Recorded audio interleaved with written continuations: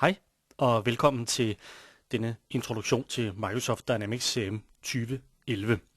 Den her introduktion er tænkt til dem, som allerede bruger en tidligere version af Microsoft CRM og måske overvejer en opgradering til den nye version 2011.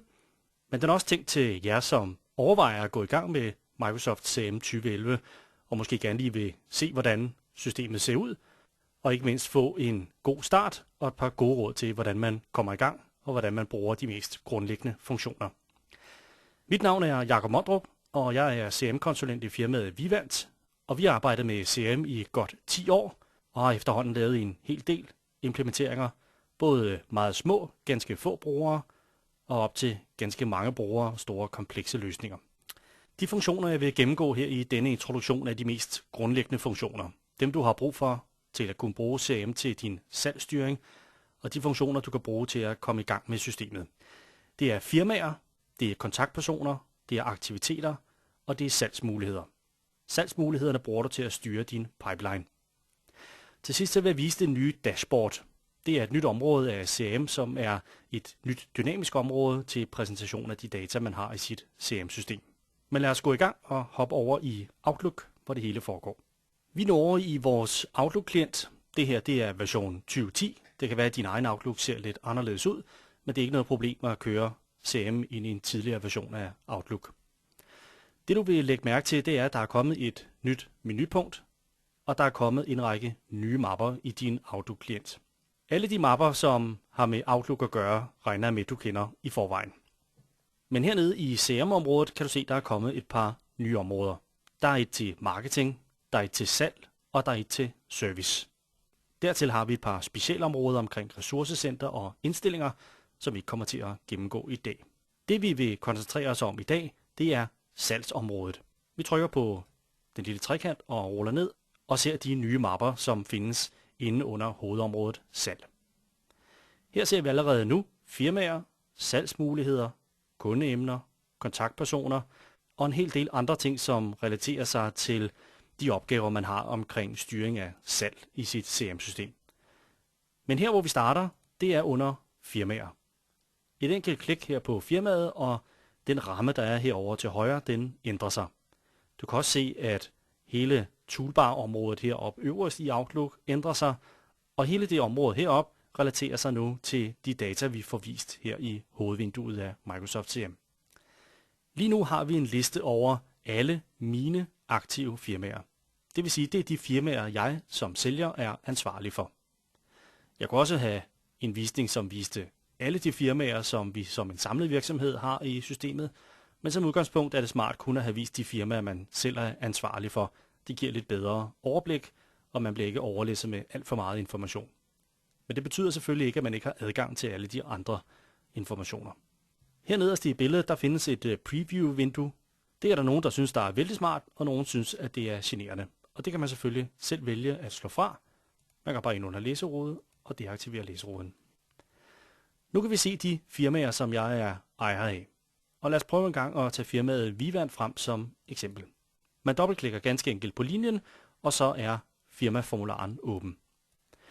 Her øverst der er en topbar, hvor man kan se nogle udvalgte informationer, og herned langs i skærmbilledet findes der nu en mængde af felter. De fleste synes, når Microsoft CRM lige er blevet installeret, at der er lidt for mange felter. Men det er jo fordi, man fra Microsofts side ønsker at ramme relativt bredt, og derfor har man indvalgt nogle felter, som man regner med kan tilfredsstille de fleste. Men det er altså frit for den enkelte kunde at redigere i alle de her felter.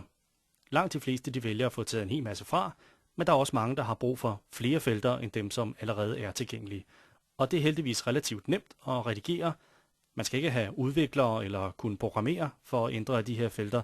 Det er noget, der foregår med et særligt værktøj, som hører til Microsoft CRM, og det er altså den måde, man tilføjer og fjerner felter på. Men hvis vi prøver en gang at rulle ned her igennem skærmbilledet, så vil man kunne se nogle helt gængse firmainformationsfelter, firmanavn, hvem er den primære kontaktperson, som vi har kontakt til, hvad er virksomhedens CVR-nummer, er der eventuelt et overordnet firma, som er ejer af den her virksomhed. På den måde kan man hurtigt få overblik over en koncernstruktur ude ved en kunde. Således kan vi se, at der er et firma, der hedder Vivant Holding, som altså ejer den her virksomhed, vi kigger på her, som hedder Vivant. Og nu vi er ved det, så kan man også samtidig kigge på, hvilke firmaer, altså under dette selskab, altså hvilke datterselskaber findes der til lige præcis denne her virksomhed. Og der vil man altså kunne så gå herover under underordnede firmaer, og så ser man, hvilke 2 virksomheder, der er ejet her. Tilbage igen i hovedbilledet. Vi prøver at rulle ned af vinduet her. Og her kan man så se alle de felter, som er indvalgt som standard. Og her vil de fleste nok vælge at rydde lidt op fra starten. Men der er masser af muligheder for at udfylde de informationer, man har brug for at lægge ind i systemet. Og som sagt, så er det meget, meget enkelt at lægge nye felter ind, hvis man har behov for det. Lidt længere nede af fanebladet findes det område, hvor man kan se, hvilke kontaktpersoner, der er tilknyttet lige præcis denne her virksomhed. Brugere af tidligere versioner af CRM vil huske, at man tilgår det område ved at gå herover til venstre og trykke på kontaktpersoner, og det kan man altså stadigvæk. Nu kan man bare selv vælge, om man vil se det som en rode inde på selve formularen, eller man vil se det herover til venstre. Vi ruller længere ned og ser informationerne omkring vores tilladte kontaktmetoder. Systemet holder selv styr på, hvilke firmaer og kontaktpersoner vi har lov at for eksempel sende e-mails til, og det er jo ganske praktisk, hvis man bruger systemet til at køre e-mail-kampagner, så er man sikker på, at man ikke kommer til at sende e-mails eller nyhedsbreve til kunder eller kontakter, hvor man ikke har tilladelsen. Og læg mærke til, at de informationer, som vi har indvalgt heroppe i vores topbar, de er altså tilgængelige hele tiden, uanset hvor langt vi ruller ned i systemet. De enkelte områder af formularen kan også foldes ind og ud, sådan at hvis der er nogle områder, som man dog har brug for, men man ikke har brug for dem så ofte, og man synes, de forstyrrer øjet, så kan man altså sætte den til at være automatisk klappet sammen. Så kan man altså vælge, at området er klappet sammen her som standard, og så kan man klappe ud igen og få felterne synlige. Som noget nyt i den her version kan man også have forskellige skærmbilleder, alt afhængig af, hvad det er for en bruger, der logger på. Man kunne altså godt forestille sig, at folk i marketingafdelingen har et skærmbillede, mens folk over i salgsafdelingen har et andet skærmbillede. Herover til venstre, der har vi alle de relaterede objekter. Og en af de helt oplagt relaterede objekter, det er jo kontaktpersonerne. Og jeg har jo vist dem tidligere i det vindue, vi så længere nede i formularen, men vi kan også for en ordens skyld lige prøve at trykke her. Og her ser vi altså listen over de kontaktpersoner, som er tilknyttet netop denne virksomhed. Og naturligvis kan man åbne dem herfra ved bare at dobbeltklikke på linjen. Nu er vi altså kommet et niveau under firmaet. Så her der ser vi nu den kontaktperson, der hedder Jakob Mondrup, og som arbejder ude ved virksomheden Vivant. Og fuldstændig som vi kender det op fra firmaet, så har vi et hovedområde heroppe øverst, hvor vi har de allervigtigste informationer. Det er dem, som hele tiden bliver i skærmbilledet, selvom vi ruller længere ned af billedet. Og ligesom vi kender det op fra firmaet, så er der her en lang række felter, vi kan bruge til at taste vores informationer. Og igen, de fleste vil nok synes, at der er lige lovligt mange felter, og det er for at vise bredden af systemet, men det er selvfølgelig frit for at redigere i de her skærmbilleder, sådan at det kun er det, man har brug for, man ser. Bruger man servicemodulet af Microsoft CRM, så kan man også her holde styr på, hvornår denne kunde foretrækker at blive kontaktet for eventuelt servicesager eller reklamationssager, således at man rammer sin kunde bedst muligt og yder den service, man gerne vil, når det passer dem. Vi prøver at gå op i toppen af skærmbilledet igen, og fuldstændig som det var over på firmaer, så kan man åbne og lukke de her områder, sådan at skærmbilledet bliver så godt som muligt for den enkelte bruger. Det er vores erfaring gennem CRM-implementeringer, at det er ekstremt vigtigt at gøre det let og appetitligt for brugerne at arbejde med. Der er ikke noget, der dræber lysten til at bruge et CRM-system som skærmbilleder, der er overdænget med en masse felter, som man alligevel ikke skal bruge, og så man får indtryk af, at man skal trækkes igennem og fylde en hel masse ting ud for at bruge CRM-systemet. Det skal være nemt og enkelt, og specielt for sælgere i en travl hverdag, så er det vigtigt, at det er hurtigt og nemt at taste ind og komme videre med det, man i virkeligheden gerne vil, netop kontakte nogle kunder. Vi lukker nu det her skærmbillede igen via knappen Gem og Luk, og vi er nu tilbage igen i firmastamkortet. Hvis vi prøver at gå lidt længere ned herover i området, så støder vi på det, der hedder salgsmuligheder. Salgsmuligheder er det, man opretter hver gang, at man for eksempel sender et oplæg til en kunde. Så det er altså her, at man taster, når man begynder at bearbejde et konkret projekt eller en konkret ordre ude hos kunden. En salgsmulighed bliver så senere til et konkret tilbud, der så igen senere bliver til en konkret ordre, og som senere så bliver til en konkret faktura. Hvor langt man vil bruge det her flow, det er meget en temperamentsag, og det har meget at gøre med, hvilket ERP-system man bruger. De fleste vil nok have sig frabedt, at man bruger CRM-systemet til at lave fakturaer. Det laver man jo typisk over sit ERP-system. Så et eller andet sted her i flowet, der vil man lave et snit over til ERP-systemet. Men Microsoft CRM kan håndtere det helt frem til faktureringen. Nogle bruger også fakturaen her som et fakturagrundlag.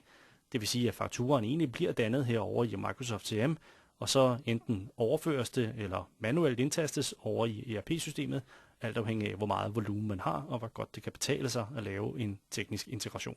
Men lige nu så vil jeg vise det, der hedder salgsmulighederne, for det er det, der er grundlaget for, at vi får en bearbejdningsplatform og en pipeline, som vi kan arbejde med. Lige nu er der lagt en salgsmulighed ind på den her kunde, og lad os prøve en gang at åbne den og se, hvordan det ser ud. Det, man skal taste som udgangspunkt, når man opretter en salgsmulighed, det er et emne. Hvad er det, vi ønsker at sælge ude hos den her kunde? Det kan enten være navnet på projektet, eller det kan være en produkthovedgruppe, eller det kan være mange forskellige ting. Det vigtige er, at det er sigende for dem, der læser det. Hvad betyder det her? Hvad er det, vi er i gang med at sælge? Den potentielle kunde, det er i det her tilfælde Vivant, og de vil altså meget gerne se på sådan en implementering af Microsoft CRM 2011. Efterhånden som salgsprocessen skrider frem, så begynder vi jo at danne os et billede af, hvor stor en ordre det her egentlig talt er. Der er 2 forskellige måder at indtaste beløbet på denne salgsmulighed. Der er enten den brugerangivet, hvor man selv taster et beløb, eller der er den systemberegnede, hvor Microsoft CRM selv udregner det her beløb, alt efter hvilke produkter, der er tilknyttet salgsmuligheden. Men det kræver altså, at man har alle sine produkter og priserne på dem tastet ind i systemet. Det kan være ganske effektivt, men for andre kunder er den liste og kompleksiteten i produktlisten så voldsomt stor, at det kan være et problem i sig selv. Men det kommer an på, hvordan ens produktsammensætning er. Sammen med tallet her, så skal man selvfølgelig angive, hvilken sandsynlighed der er for, at ordren kommer hjem. Det er i det her tilfælde en vurdering, og jeg vurderer det til 75%. Det betyder jo så, dels at det giver en indikation over for mine salgsledere om, hvor stor er sandsynligheden for, at jeg får den her ordre hjem, men det giver så også muligheden for at beregne en vægtet pipeline. Det vil sige, når alle sælgere i Vivant sørger for at taste et beløb og en sandsynlighed, jamen så kan man altså udregne en pipeline, som vil give 75% af de 15.000. Og når man så sammenlægger alle disse salgsmuligheder og deres vægtede omsætning, så begynder man at have en vægtet pipeline. Der er også en klassificering, hvor vi kan angive, jamen er det her noget, der er tæt på at komme hjem, eller er det noget, vi netop er begyndt at bearbejde, så den måske ikke er så sikker endnu. Mange ønsker, at der er en sammenhæng mellem de her 2 felter. Det kan være noget paradoksalt i, at man kan have en salgsmulighed, som er kold, og 75% sandsynlighed for, at den kommer hjem. Og det kan man altså også sagtens lave af teknisk vej, sådan at alt afhængig af, hvad man vælger her, så skifter tallet herop. Og man kan selvfølgelig også have flere kvalificeringer. Man behøver altså ikke at nøjes med de 3, der er her. Man kan have lige så mange trin i sin salgsproces, som man ønsker det. Microsoft CRM kan sagtens håndtere, at man arbejder i flere valutaer. Lige nu så har jeg indvalgt, at mine 15.000 er tastet i danske kroner. Men hvis vi nu op fra den svenske afdeling eller den norske afdeling havde tastet nogle andre salgsmuligheder, så vil de naturligvis vælge norske kroner. Når vi så kigger på vores salgspipeline over hele firmaet, så har vi mulighed for at summere på tværs af alle 3 lande, og således få en samlet pipeline i én valuta.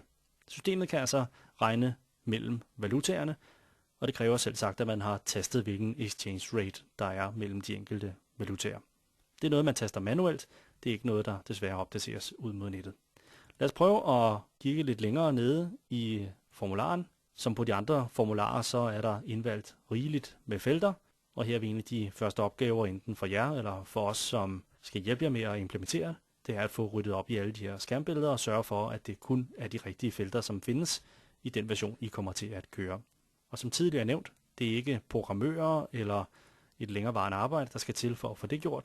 Det er noget, man gør med et særligt værktøj. Til sidst nede i bunden her er det værd at bemærke igen ejerbegrebet. Alle ting i Microsoft CRM har en ejer. Det gælder både firmaerne og kontaktpersonerne, og selvfølgelig også salgsmulighederne. Her inde på salgsmuligheden er den særlig vigtig, for det giver en indikation til salgsledelsen om, hvem er det, der er ansvarlig for at få det her salg hjem. Vi er nu tilbage op øverst i salgsmuligheden, og ser de helt generelle felter her. Og vi har nu trykket gem og luk for her at vende tilbage til firmaet, hvor vi startede. Og det er altså her under salgsmuligheder, at vi fandt den her. Og vi er nu tilbage igen op øverst i firma-stamkortet, og det er her, vi ser alle informationerne om de enkelte virksomheder. Vi har nu kigget på, hvordan vi opbevarer vores informationer omkring firmaerne og kontaktpersonerne, og hvordan vi har salgsmuligheder til at holde styr på, hvilke ordrer vi bearbejder. Men en anden vigtig ting er jo aktiviteterne. For før vi kan oprette salgsmuligheder, og før vi kan tale om en konkret ordre, så skal vi jo selvfølgelig bearbejde kunden. Men strengt taget er det jo ikke kunden, man bearbejder. Det er de personer, som arbejder ude ved kunderne. Så lad os hoppe tilbage hernede under kontaktpersoner og åbne vores kontaktperson fra før. Herover til venstre har vi, ligesom vi havde det oppe på firmaet, en menu, hvor vi kan tilgå de forskellige relaterede objekter. Og hernede findes der også en salgsmulighed, ligesom der gør op på firmaet. Man kan så også placere sine salgsmuligheder på den enkelte kontaktperson, hvis man synes, det er mere rigtigt for ens virksomhed. Og ligesådan kan man konvertere salgsmuligheden til tilbud og ordre og fakturaer. Men det område, som nok er mest brugt inde på kontaktpersonerne, det er aktiviteterne. Herinde har vi listen over alle de planlagte aktiviteter og møder, vi har med denne kontaktperson. Alle de aktiviteter, som findes i Microsoft CRM, er tæt knyttet til de aktivitetstyper, som findes i Outlook. Har man for eksempel en mødeaktivitet inde i Microsoft CRM, så er det fuldstændig det samme som en møde over i Outlook, og opretter man den herinde i CRM, så oprettes den også automatisk over i Outlook. Hvis man redigerer i den her i CRM, så vil den automatisk også blive redigeret over i ens Outlook-kalender. Lad os prøve at oprette en CRM-aktivitet. Vi opretter en aftale, og det billede, der dukker op her, er jo velkendt i forhold til ens Outlook. Jeg taster ganske som jeg plejer her. Og hvis jeg ønsker at invitere den kunde, jeg skal mødes med, så kan jeg gøre det fuldstændig. Jeg kender det som Outlook med at invitere deltagere og skrive min agenda her, hvis jeg har lyst til det. Når jeg er færdig med det, har valgt dato og tidspunkt, trykker jeg gem og luk. Og nu kan aftalen ses her inde under kontaktpersonen. Efterhånden som jeg har bearbejdet den her kunde, så vil listen af forskellige aktivitetstyper jo så stå hernede af. Heroppe til venstre kan man se, hvilke forskellige aktivitetstyper der findes. Der er både opgaver, fax og telefonopkald, e-mail og breve, aftaler og en lang række forskellige aktivitetstyper. Og skulle man ikke være tilfreds med den aktivitetsrække, der er her, så kan man også ved at konfigurere systemet oprette sine egne aktivitetstyper. Det er også en ny feature, som er kommet her i version 2011, hvor man kan oprette sine egne aktivitetstyper. Det har man ikke kunnet tidligere. Men som tidligere, så skelner man altså også mellem de fremadrettede aktiviteter og de aktiviteter, som allerede er lukket og som er afsluttet. Hvis vi prøver at kigge hernede, så kan vi se, at der ligger en e-mail-aktivitet her, som tidligere har været afsendt. Og den er selvfølgelig interessant nok, hvis man skal kigge på historikken, men i ens daglige CRM-arbejde, så er det nok primært de fremadrettede aktiviteter, som er interessante. Men lad os prøve at gå over og se, hvad der er blevet af vores aktivitet. Hvis vi går herover i vores Outlook og klikker i kalenderen, jamen så vil vi kunne se, at der er kommet her en ny mødeaktivitet. Og rykker vi på den her, så rykker den selvfølgelig også. Vi kan eventuelt lige prøve at sige, at mødet bliver først på onsdag, og så vil den synkronisere sig tilbage igen i CRM-systemet. Og allerede nu kan vi se inde under vores aktivitetsliste på kontaktpersonen, at datoen har ændret sig, jævnført det, som vi ændrede over vores Outlook-kalender. Og vi lukker igen vores billede, og er nu tilbage her i vores kalender, og hernede i bunden kan vi se, at ligger vores firma fra før. Men ud over de forskellige aktivitetstyper synkroniseres mellem CRM og Outlook, så gør e-mails det også, hvis man ønsker det. Således kan man altså arkivere de indgående og udgående e-mails, man har med kunderne, og det kan enten være smart for resten af salgsorganisationen, at man kan gå ind og se, hvad der egentlig er blevet aftalt, men det kan også være vigtig dokumentation, hvis der senere skulle opstå en tvist med kunden. Lad os prøve en gang at gå tilbage her, vores Outlook, og vi går tilbage her i indbakken. Og her har vi så vores indbakke, som vi kender den. Men læg mærke til, at der er en af e-mailsene, der har et andet ikon. Dette ikon betyder, at mailen er synkroniseret med Microsoft CRM. Rent praktisk, når man skal arkivere en mail inde i sit CRM-system, så stiller man sig på mailen og trykker spor i CRM. Mere kompliceret er det ikke. Nu går systemet ind via e-mailadressen, finder kontaktpersonen inde i CRM og sørger for at tilknytte e-mailen. Den korrespondance, jeg nu har med Jakob Mondrup her bagefter, den vil også blive arkiveret inde i CRM. Så det er altså e-mail-tråden, man arkiverer, og ikke den enkelte e-mail. I praksis vil man nok gøre det, at man har sin e-mail-korrespondance på normal vis inde i ens Outlook, og efterhånden som salgsarbejdet skrider frem, og man synes, at nu er det noget, der er tid at dokumentere, så stiller man sig på mailen, trykker spor i CRM, og den fremadrettede mailkorrespondance vil så blive arkiveret. Lad os prøve at gå ind og se, hvordan det ser ud, når det så ligger inde i CRM-systemet. Vi går ned under kontaktpersoner og trykker vores Jakob Mondrup frem. Vi går ned under lukkede aktiviteter, for det er jo en e-mail, der allerede er sendt, så derfor ligger den ikke i listen over de fremadrettede. Og her kan vi så se, at der ligger vores e-mail fra tidligere. Vi kan naturligvis åbne den inden fra CRM-systemet også og se, hvad er der egentlig til at blive skrevet om i den her e-mail. Det giver jo også en unik mulighed for andre sælgere at kunne se, hvad er der egentlig aftalt, hvor e-mails jo normalt ligger inde i en privat indbakke, hvor andre ikke har adgang. Vi lukker e-mailen igen, og er altså nu tilbage ved vores kontaktperson og listen over aktiviteter. Jeg lukker kontaktpersonen igen, og er nu tilbage igen ved mit firma, hvor jeg kan se, hvilke kontaktpersoner, der arbejder. Trykker jeg herop under generelt, så er jeg nu tilbage igen til hovedinformationerne. Lukker jeg også det vindue, så er jeg tilbage igen i min Outlook, hvor jeg har alle mine mapper, dels i min Outlook og dels i mit CRM-system. Trykker vi her, er vi nu tilbage til listen over mine aktive firmaer. Som tidligere nævnt, så vil man kunne se en hel del forandringer i ens Outlook-klient, efter at CRM-klienten er blevet installeret. Nu er jeg for eksempel herinde under firmaer og mine aktive firmaer, og I kan se heroppe findes der en toolbar med en lang række muligheder. Det vil være alt for omfattende at gennemgå dem nu, men et hurtigt blik hen over toolbaren her giver os nogle idéer om, hvilke rige muligheder der findes i CRM-systemet. Der er f.eks. mulighed for at eksportere til Excel. Der er selvfølgelig nogle avancerede søgemuligheder. Der er et stort rapporteringsmodul, hvor vi kan få overblik over alle de data, vi har i vores CRM-system. Der findes arbejdsprocesser og dialogprocesser, som for de kunder, som har en meget strikt styret salgsproces, det kunne fx være solution selling, der kan man altså indbygge en lang række steps i ens salgsproces, som man skal igennem for at kunne styre salgsprocessen. Det kan også være, at man for eksempel har et callcenter eller en anden stor salgsorganisation, som skal styre stramt, og hvor udskiftningen af personale måske er stor. Og så er det vigtigt, at man har nogle faste arbejdsprocesser, som kan guide den enkelte sælger igennem salgsprocessen. Der er selvfølgelig også mulighed for at sende mails og linke over til marketingmodulet. Der er dubletkontrol i systemet, sådan at man ikke har flere records af den samme person. Det kan der hurtigt gå rod i, hvis man har det. Der er også mulighed for at flette. Det er egentlig lidt misvisende ord, der er i den danske udgave her, fordi man kunne godt tro, at det her handlede om at flette data ud til f.eks. Word eller Excel. Det kan Microsoft CRM også, men i den her sammenhæng, der handler det om, at hvis man har to ens records, så kan man flette dem sammen, således at informationerne for de to bliver lagt sammen til en, og på den måde man er med dubletten. Det sidste, jeg vil vise i denne gennemgang af de mest basale funktioner i Microsoft Dynamics CRM, det er det nye dashboard.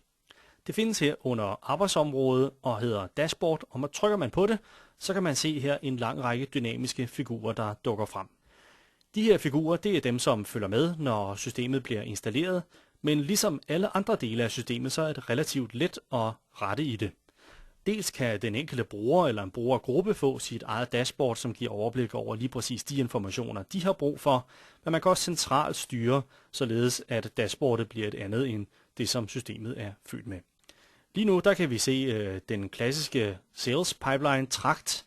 Det er altså her vores opportunity fra før. Det var den på de 15.000. Og så kan vi ellers se, hvordan at de forskellige opportunities kommer tættere og tættere på et salg. Så nu længere man når ned i bunden, nu længere er man i salgsprocessen. Samtidig kan man så holde øje med, hvor meget har man i de enkelte trin på pipelinen, og dermed få en god indikation af, om man holder sit budget, eller man skal til at skrue lidt op for dampen. Et par andre områder af dashboardet er for eksempel her, hvis man kører nogle kampagner til at få nye kundeemner, så kan man holde øje med, hvor mange der svarer tilbage, og hvor god en reaktion der har været på kampagnen. Eller hvis man bruger servicemodulet i CRM, så kan man her holde et vågent øje med, hvor mange sager er der løbet ind i løbet af dagen, hvilken prioritet har de. Man kunne fx holde lidt øje med, om der er nogen, der er overskredende. Er der nogle sager på nogle kunder, som har nogle serviceaftaler, som vi ikke overholder?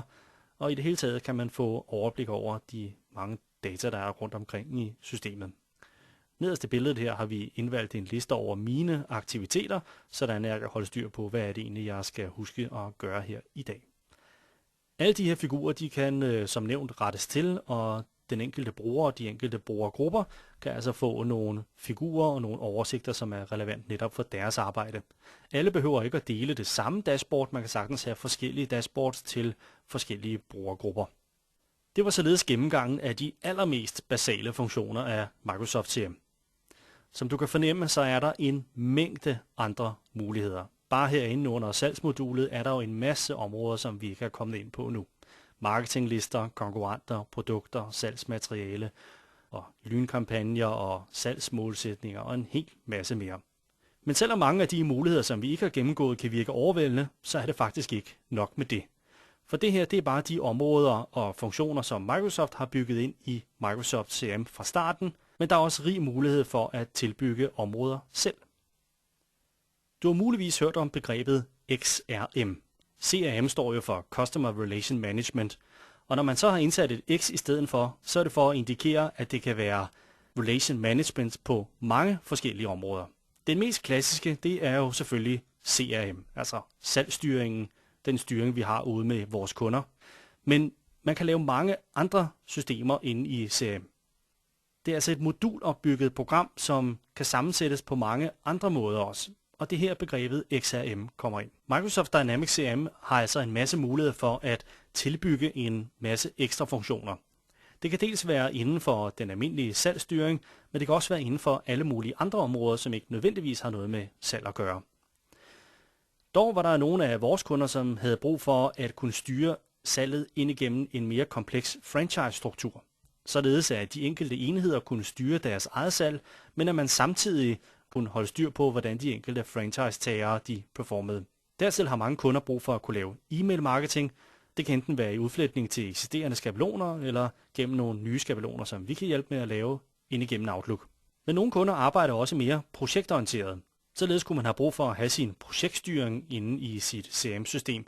Man kan lave team-sagsregistrering, således at teamforbruget bliver registreret på de enkelte sager, og man således kan få dannet sit fakturagrundlag ud fra sin Outlook-kalender, i stedet for at skulle ind i team-sagsstyringssystemer og taste det igen. De fleste de taster jo allerede ind i deres Outlook, hvad de bruger tiden på, så hvorfor ikke bruge den information allerede til ens team-sagsregistrering.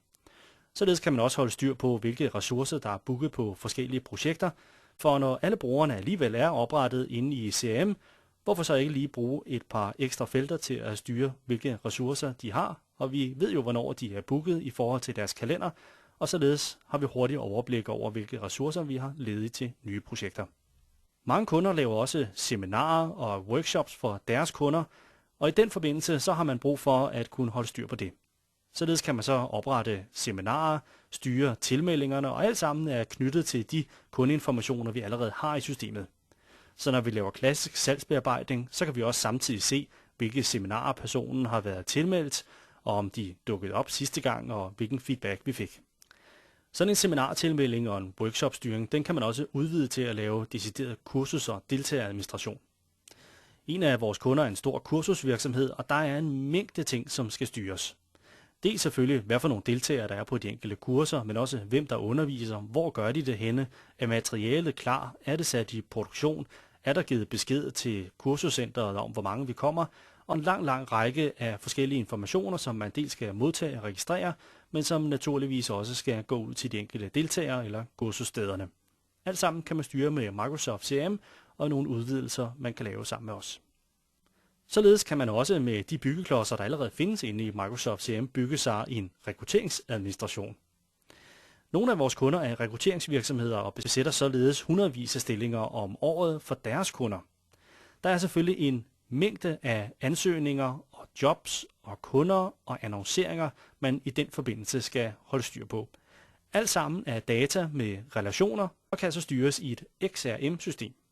Lidt i tråd med den interne ressourcebooking er der også mange af vores kunder, som bruger det til deres interne HR. Det vil sige alle de informationer, vi har på vores medarbejdere, det vil være så de private informationer og de informationer, vi har omkring deres uddannelse og deres bonus og deres løn og alle de ting, som HR jo traditionelt set har tastet ind i deres egne små Excel-ark. Det kan man relativt nemt lave i nogle udvidelser i CRM-systemet, således at man kan holde styr på alle personerne. De er jo oprettet allerede inde i systemet, og således kan vi relativt nemt udvide det, sådan at vi også kan have vores HR-data derinde. En af vores seneste sager er en kundeloyalitetsportal. Kunden ønskede sammen med deres webbureau at lave en portal, hvor kunderne kunne registrere, hvilke produkter de havde købt for virksomheden. Således så gav virksomheden lidt garanti til gengæld, og samtidig så fik kunden et meget bedre overblik over, hvor deres slutkunder egentlig er henne, hvilke produkter har de, og hvilken loyalitet har de over for det brand, som de sælger. Det kan være et kendt problem for producenter, at de ikke har fat i slutkunden, fordi de har en lang række af forhandlere indimellem. Således kan man altså knytte sine slutkunder tættere på sig, og på den måde få en hel masse information omkring ens slutkunder, og i samarbejde med ens forhandlere begynde at bearbejde ud fra de informationer, som bliver registreret på kundeloyalitetsportalen. Det er typisk et webbureau, som laver selve kundeportalen, og hvor en CRM-partner som Vivant sørger for, at CRM-systemet er klar til at modtage alle disse informationer, og selvfølgelig har lavet nogle passende rapporter, som gør, at vi kan få overblik over dem. Sidst men ikke mindst, så findes der i Microsoft CRM et stort sagsstyringssystem. Det er for eksempel, hvis man er en type virksomhed, som skal kunne håndtere reklamationer og klager og returnering af varer. Men det kunne også være en virksomhed som for eksempel Vivant, som har masser af kunder, der dagligt indrapporterer sager, som de gerne vil have os til at hjælpe med at løse. Så opretter man en sag inde i Microsoft CRM, og efterhånden som sagen skrider frem og til sidst bliver løst, så kan man registrere hele det arbejdsflow, som der er omkring det. Så kan man for eksempel over i salgsafdelingen, hvis de snakker med kunden, der nævner, at der er en sag i gang, jamen så kan man også over fra salgsafdelingen se, hvad har man egentlig i gang i over i serviceafdelingen, hvor langt er de med sagen, og således er man altid velforberedt, når man taler med sin kunde, hvis de eventuelt skulle have en reklamationssag, som ikke er løst endnu. Her nedenfor kan du se nogle af de virksomheder, som benytter Vivant som CRM-partner.